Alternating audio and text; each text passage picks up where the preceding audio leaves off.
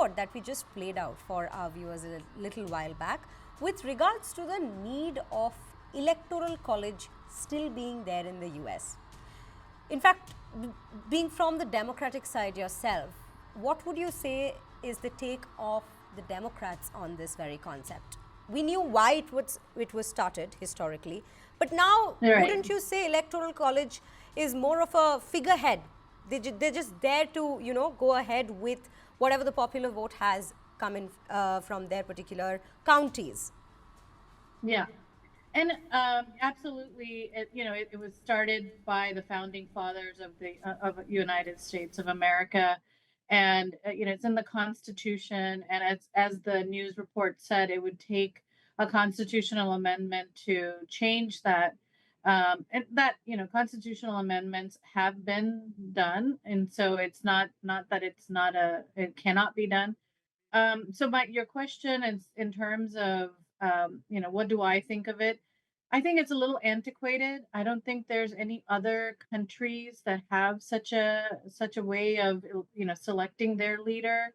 I think it's more across the world. I think we use the popular vote to choose our leader, and there have been circumstances in the past where the candidates have won the popular vote but lost the election because the Electoral College went to the other candidate. And so, I think it's antiquated and it needs to be revamped or removed from the Constitution, and just go with the simple, popular vote, and that gives the voice to the people, and they're the ones who say this person's more popular than the other, and that's who we want to run the Ms. country. Joshi, I'm sorry to interrupt you, but I do have to ask this.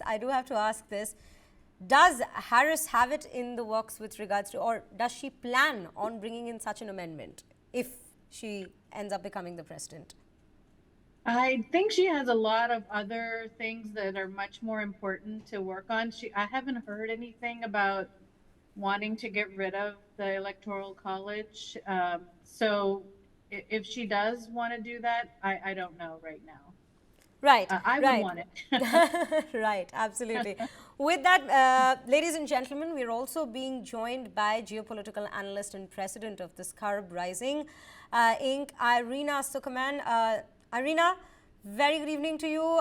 Very firstly, the last time we had a conversation was quite a historic event, if we may call it, during the campaign itself, when there was an assassination attempt on Trump.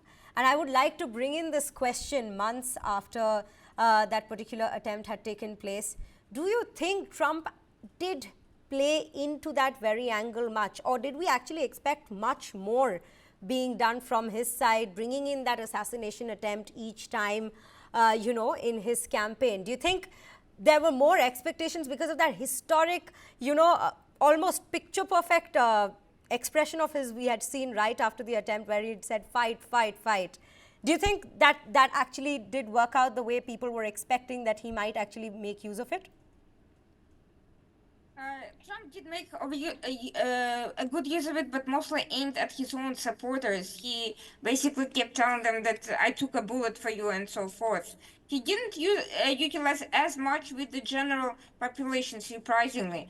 Some might question why he didn't play on it more. Others credit him for confidence in policy issues, that he didn't feel the need to rely on external incidents and to play victim in that sense. Regardless of that, its use with the general population did not come as much as expected, but other things did, and it was a very eventful election season, and it was almost impossible to keep track of every twist and turn. 2 assassination attempts, multiple threats, hacking attempts on both sides. Very heated election, to be sure, but at the end of the day, the political trends appear to be about 2 things that have nothing to do with all these factors. They're about policies and personalities. So who do the people, the voters trust more, believe more, or fear more, or dislike less, and whether they are better off 4 years ago than they are now, as Trump asked during the debate with Kamala Harris.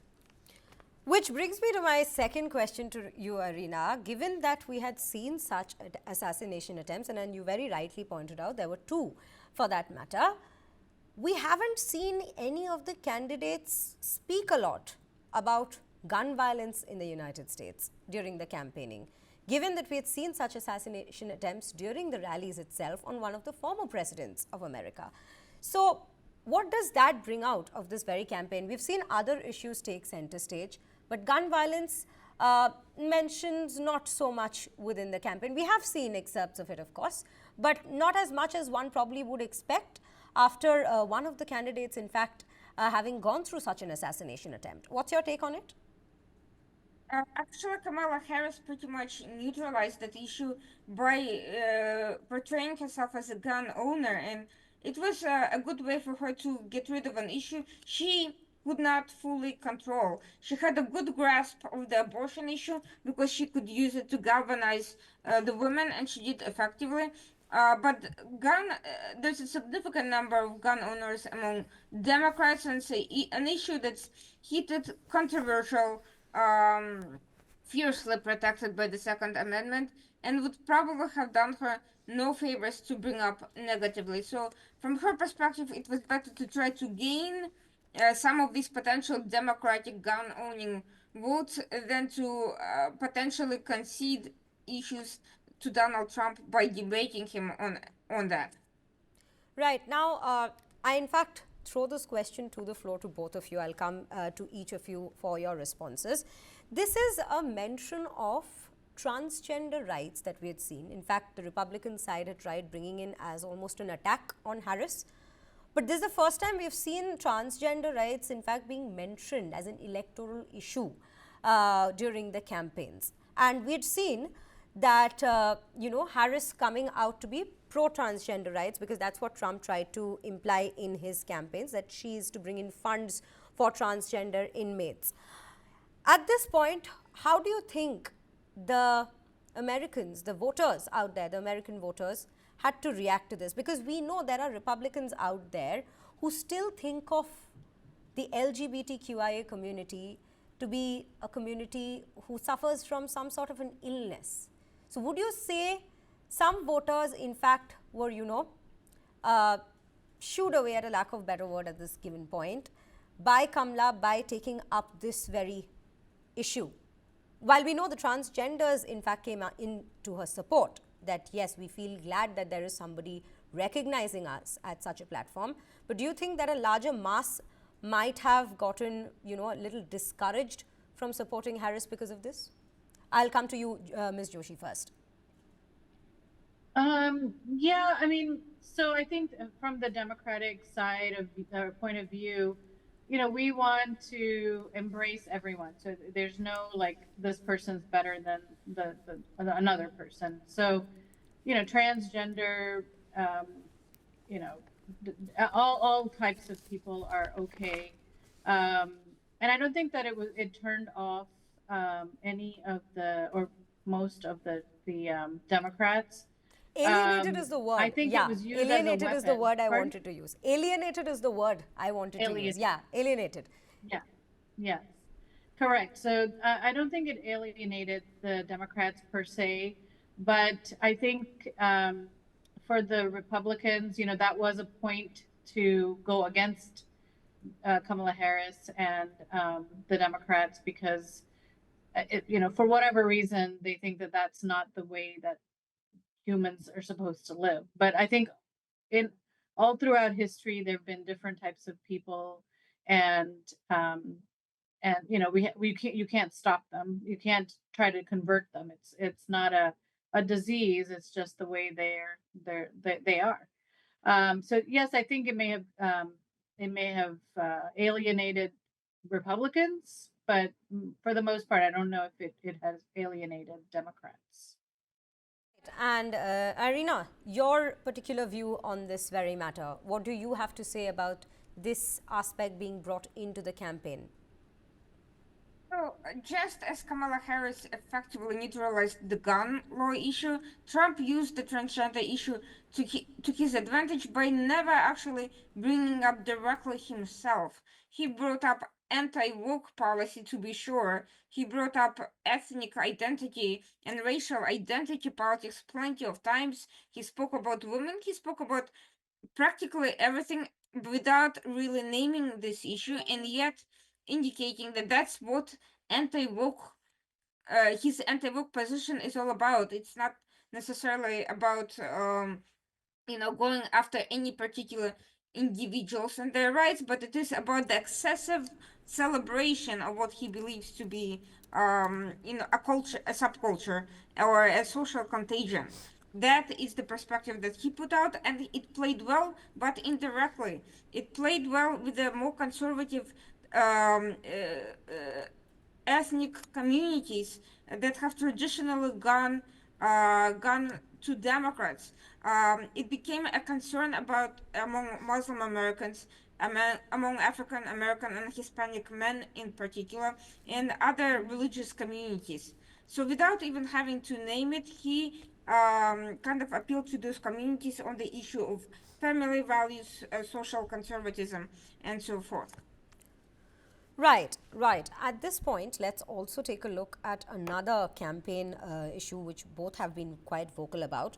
Now, experts have also had to say that when speaking about economic policies, which in fact did take the center stage this campaign season, while Trump had quite a lot on his side with regards to what policies he will introduce, what he will be doing when and if he comes in as the president for another term, a lot of people had said that Kamala Harris, while she did have a lot to offer on the table, her promises seemed a little more vague than Donald Trump's. Why do you think that is? I'll come to you, Ms. Joshi, first. Well, I'd like to make a point that anytime Donald Trump opens his mouth, lies flow out. So he can say whatever he wants and make all these promises, but I don't know if he'll keep them. So, I think that just from the start, that's one thing that's always been a fact about Donald Trump. I think Kamala Harris has put together some plans. I know she has, to help small businesses, to help elderly with their medical costs, healthcare. Donald Trump has actually said that he's going to do away with Medicare, which is what we use when we retire. That's the insurance that we use in the U.S. to pay for our medical bills or help with our medical bills. So he's made some threats to get rid of some of the things that we already have. And then he can say whatever he wants, but I don't know if he will come through with the promises that he's made. Right, and Irina, your take on this very matter? Would you agree with the experts who said that Kamala's policies seem a little vague when it comes to economy? Well, her policies are vague when it comes to literally every issue. One of the factors, to be fair, is the fact that she jumped into the race at a very late stage, only 3 months. And it's not a lot of time to formulate a coherent plan when you're not expected to be the lead on the ticket. And for most of her vice presidency, she was essentially more of a communicator, more of a social policy attack dog than a policy formulation contributor. So this is a new area for her. On the other hand, it seems clear that she is likely to follow very much in Biden's steps for a couple of reasons. First, she herself said that she does not disagree with a single thing that the administration has done. So it doesn't mean that new issues won't come up and she won't deal with them differently, but on a lot of major issues, she's likely to continue her own legacy. The second issue is that much of her team, especially in foreign policy, is likely going to come from the very same group of people. So it's very likely that their take on many issues is going to be quite similar. So that means that she doesn't really need to formulate specific things if everyone assumes that she will pretty much be that stabilizing force against the unpredictable and explosive Right. Donald.